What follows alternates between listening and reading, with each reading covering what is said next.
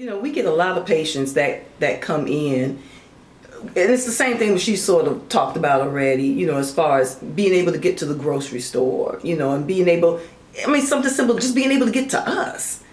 A lot of patients have trouble just with transportation, and their doctor's appointments have to be set out so far because transportation has to be called, and it's 5 to 7 days in advance. If they have an urgent matter, they can't get to us because transportation has to bring them. And if they're not on the bus line, they can't get care. So there's a lot of those little small things that we really don't think about the patient having that need to get to us. The grocery store, like you said, it's about a mile. It's more than that. Maybe more than a mile for a major grocery store. So then they're stuck going to, Joe Schmo's little grocery store. And I'm not knocking the small businessman, but the prices are usually much, much higher, just for the small things that they need every day for soap.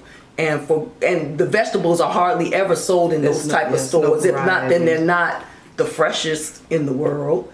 There's no variety. It's mostly canned things. And when you get the canned stuff, there's usually a lot of salt, a lot of sugar, highly processed foods. So then they get stuck in this cycle of not healthy food. So there's all those things when we start talking about accessibility of, food and then we can even talk about shelter.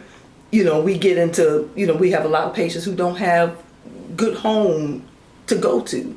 Whether they're living in a hotel temporarily or that type of thing. So we could talk about all these social, economic, these determinants of health. We could talk about all these things that really matter when it gets down to the patient's health. All these things are connected.